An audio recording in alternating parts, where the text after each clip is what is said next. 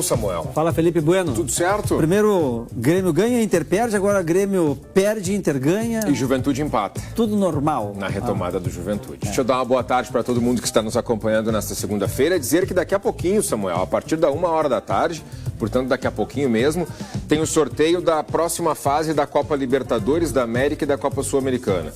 Mas como é que vai acontecer o sorteio da próxima fase da Copa Libertadores da América e da Copa Sul-Americana se o Grêmio ainda tem duas para jogar e o Inter ainda tem duas para jogar? Não muda a colocação na tabela? No caso específico do Grêmio, como o grupo do Inter já tem o primeiro colocado definido, no caso específico do Grêmio, se o Grêmio se classificar, o Grêmio vai poder escolher o adversário. Pode escolher, né? O Grêmio pode escolher se vai ficar em primeiro ou em segundo no grupo, se o Grêmio conseguir a classificação. Depende do jogo de amanhã. Se empatar amanhã, ainda depende do último jogo. Se ganhar amanhã, já está classificado. Se perder amanhã, está eliminado. O que eu quero te dizer é que o Grêmio vai para o último confronto já sabendo que se ganhar, termina em primeiro no grupo. Se ganhar amanhã também. Se empatar amanhã, a mesma coisa. E aí escolhe, porque já vai estar ali definido quem são os segundos colocados de cada grupo e quem é o primeiro colocado de cada grupo. Sim. Exemplo, Samuel, exemplo. O Flamengo ficou em segundo no grupo dele. Tá. O Grêmio terminando em primeiro no grupo dele, pode pegar o Flamengo, que é o segundo de um outro grupo. Melhor não. Concorda comigo? É, né? Daqui a pouco tem lá um primeiro colocado que não é tão forte assim e que esse pode cair no caminho do Grêmio. Termina em segundo.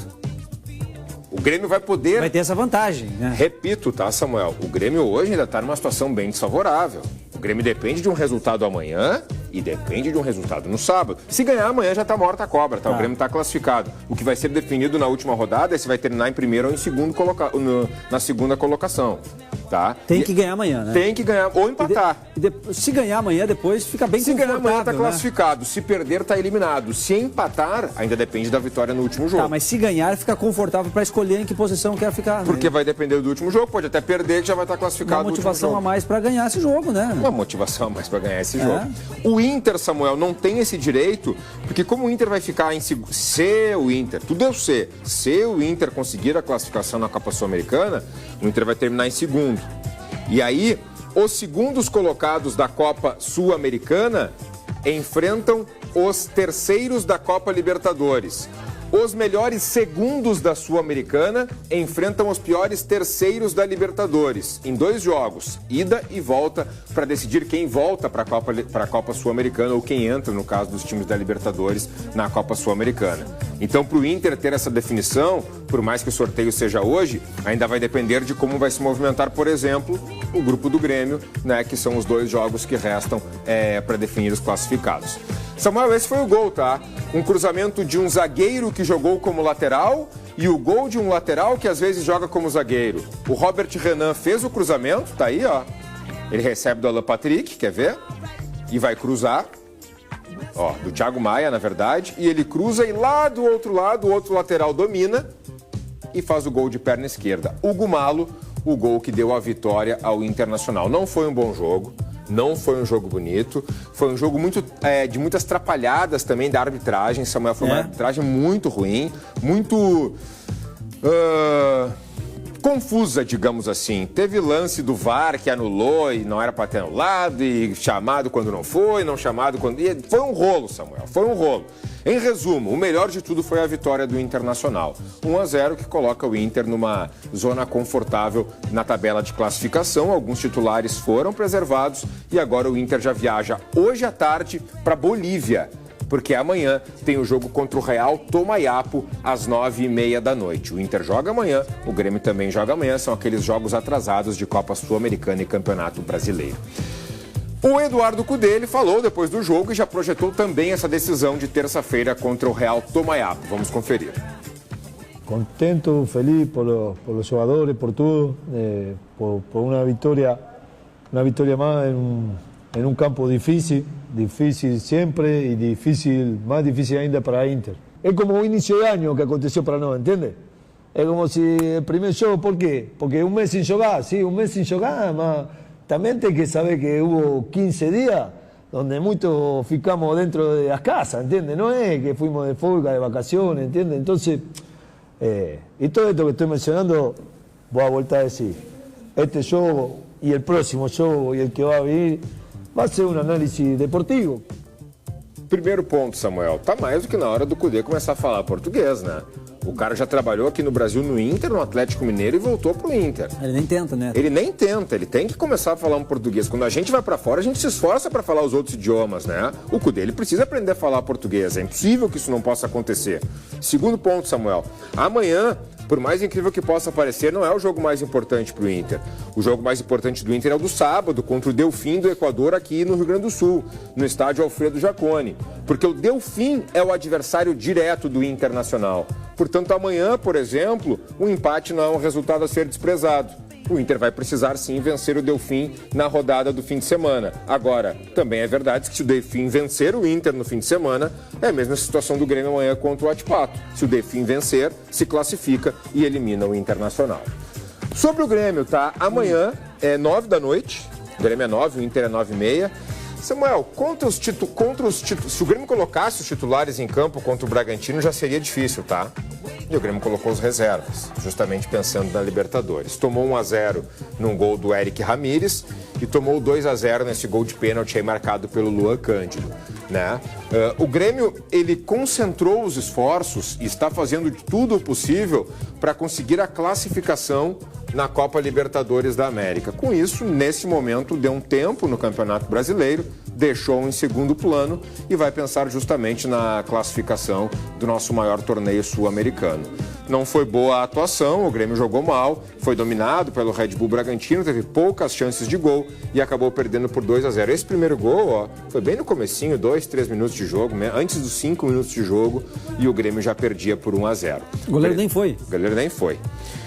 Muita gente contestou esse pênalti, tá, Samuel? Ah, mas o jogador do Grêmio tá com o braço aberto. Verdade, o jogador do Grêmio tá com o braço aberto. Também é verdade que o jogador do Bragantino dá uma bicuda no braço do cara, né? E aí não tem muito o que o cara fazer também.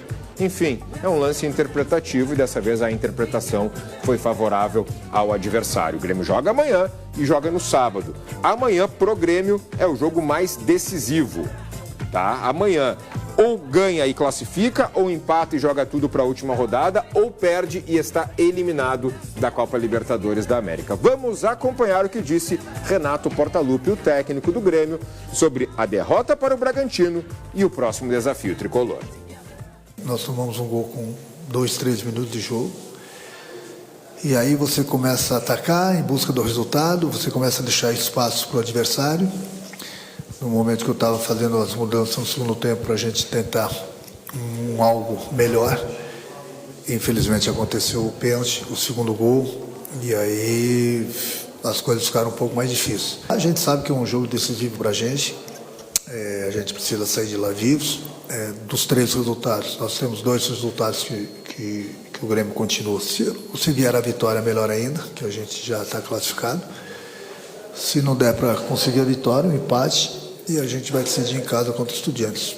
Como todo jogo da Libertadores é difícil, esse não vai ser diferente, até porque o nosso adversário precisa da vitória para passar para a próxima fase. Pode voltar aqui para mim para o estúdio, por favor, que eu quero ver a tua reação agora. Até a semana passada, como é que estavam Grêmio e Internacional nos bastidores, se movimentando, arrecadação, futebol? Como é que estava essa relação? Não entendi. Relação dos clubes de Grêmio. Ah, sim, amigos. Claro. Sim, juntos, né? Camiseta. Roxa. Isso. Futebol, Rio Grande do Sul. Claro. Se eu te disser que já está começando a dar uma separada isso aí. Não, sério? Sabe qual é o motivo? Qual? Tem Grenal no fim desse mês e o mando de campo é do Grêmio. Não pode ser na Arena. Não pode ser no Beira-Rio, então não tem aquela possibilidade de inverter. O Grêmio sugeriu pro Inter, vem cá. Vamos jogar 2 Grenais em campo neutro. Um no Rio, um em São Paulo, os 2 no Rio. E aí? Não. Eu quero jogar na minha casa no segundo turno no Beira-Rio. Eu não quero jogar no campo neutro. Se eu tenho essa possibilidade no segundo turno jogar. O Grêmio propôs por referências técnicas, por equilíbrio técnico, que os dois clássicos fossem. Sim. E o Inter não abre mão de jogar o do segundo turno no Beira-Rio. Bom, o Inter não está pedindo para os segundos, para jogar todas agora na casa do adversário, os jogos de agora? Algumas. Está pedindo? Algumas. Mas daí quando é a vez dele, não quer. É assim, Samuel, é que quando a gente fala aqui, e aí a gente falando de Grêmio Internacional, se fala uma coisa, ali é gremista, é colorado. Não, aqui cada um pode fazer a defesa do que julgar mais importante. Sim. Até a semana passada a gente fazia matéria dos dois abraçados, se beijando e... Sim. Certo? Nesse momento já não está mais esse clima, porque o Inter não topa fazer exatamente o que o Grêmio está propondo, de ter dois clássicos Grêmio Internacional, Internacional em Grêmio, Rio, São Paulo, Salvador, Brasília, sei lá onde O Inter quer jogar a segunda em casa. O Inter quer jogar a segunda em casa. Então o que o Grêmio vai fazer? O Grêmio, pela logística do próprio Grêmio, vai encaixar o Grenal onde o Grêmio achar que é mais prudente jogar. E o Grêmio tem jogo naquela semana em Fortaleza e na semana seguinte em Goiânia.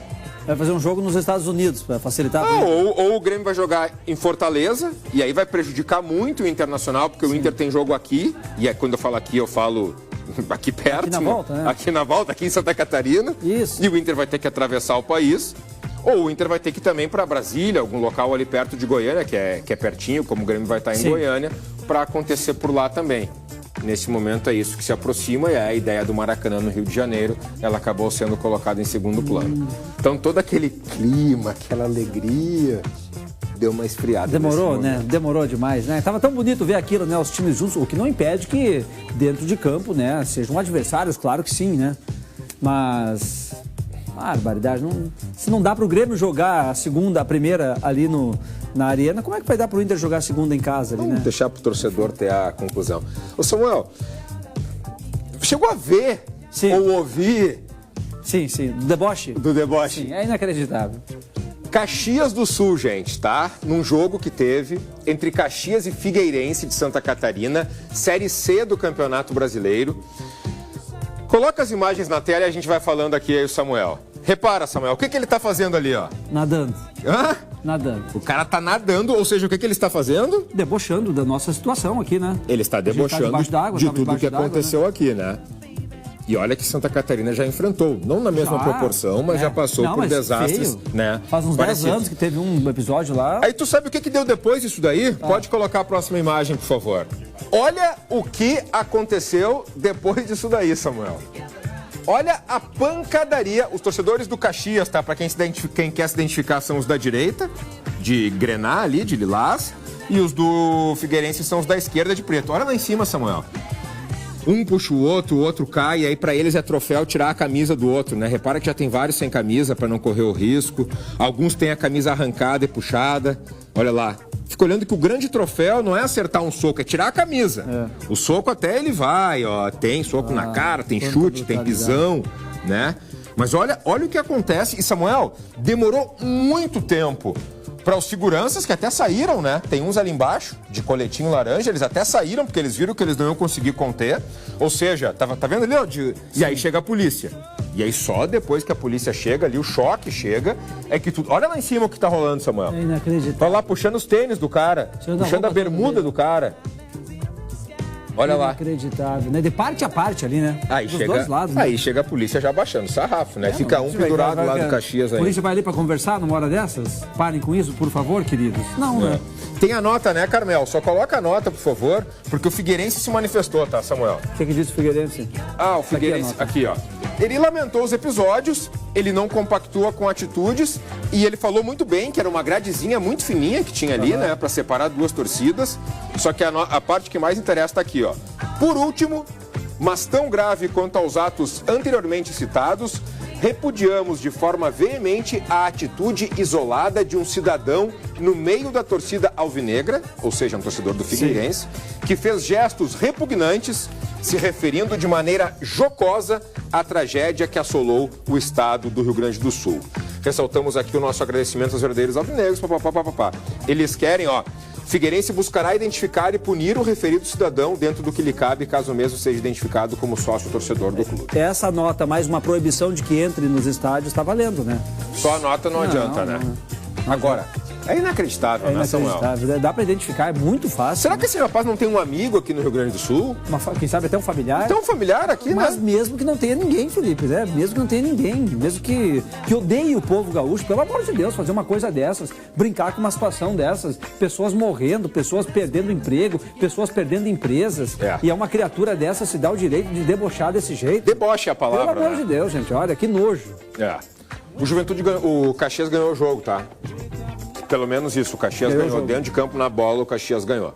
E o Juventude, hein? O Juventude ficou mais de 30 dias sem jogar, foi ao Rio de Janeiro, empatou 1-1 com o Fluminense. Né? Baita resultado. O Fluminense tá mal, mas é o Fluminense. Campeão da Libertadores. Classificado como uma das melhores campanhas na Libertadores também. E depois, foi 1-1, tá? O Marcelo, aquele lateral, ex-seleção, ex-Real Madrid, fez 1-0. E o Jadson empatou pro Juventude. Buscou o empate ainda. O Roger Machado analisou o resultado, vamos conferir. Construímos boas oportunidades, que nos faltou calma, né, uma melhor avaliação da jogada nos primeiros 10 minutos. No intervalo que eu falei para os atletas é que as correções eram extremamente pontuais e eu não tinha muitas queixas a fazer, porque nós tínhamos jogado bem o primeiro tempo e tínhamos sido penalizados com uma penalidade, né, no mínimo duvidosa, né, mas que a gente mantivesse a estrutura, acreditasse na proposta de jogo, que a gente se manteria no jogo até o final, e foi o que aconteceu.